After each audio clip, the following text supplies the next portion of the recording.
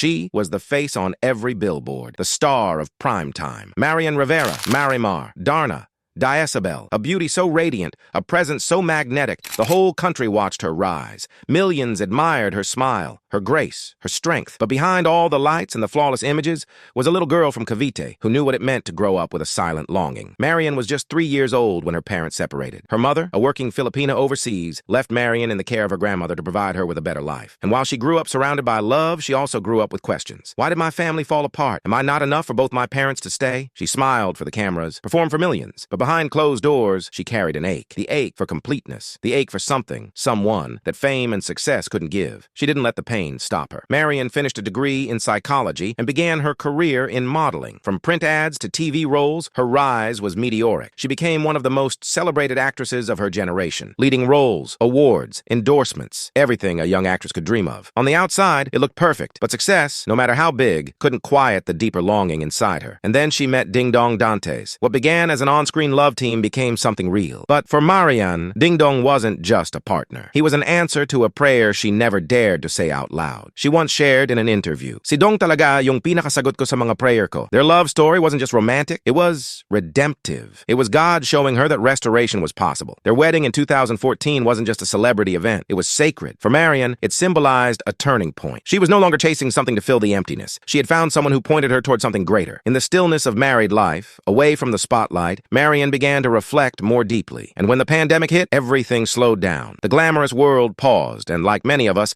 Marian and her family were forced to look inward. It was in those quiet days at home that something began to shift. They started praying together. They opened the Bible with their children, not out of obligation, not for show, but from a real desire to know God. What started as small family devotions slowly became a rhythm. Marian wasn't just learning about faith, she was experiencing it. She saw her husband leading their home with prayer. She heard her children asking questions about Jesus. She felt the word of God speaking directly into wounds she thought had long healed. And little by little, the peace she had been searching for began to take root. Not the peace that comes from applause, not the peace of being number one in the ratings, but the kind of peace that holds you when the world is quiet. The kind of peace that doesn't disappear when the cameras are off. Marian realized her identity wasn't in being Marimar. It wasn't in being a superstar. It was in being a daughter, God's daughter, loved, chosen, whole. Her faith journey wasn't loud. It didn't happen in a single dramatic moment. It was gentle, like a whisper from God saying, "I've been here all along." And maybe that's exactly what you need to hear right now too. Because maybe you're watching this and you're feeling a little like Marian once did. You've done everything right. You've worked hard. You've achieved a lot. But there's still something missing. A quiet ache. A longing you can't explain. Or maybe you've been so busy trying to hold everything together that you haven't even had the chance to stop and ask, "Lord, are you still there?" Can I gently remind you, God never left. He sees you. He hears even the smallest prayer whispered in the middle of your exhaustion. You don't need to perform. You don't need to be perfect. You just need to be honest. Like Marian,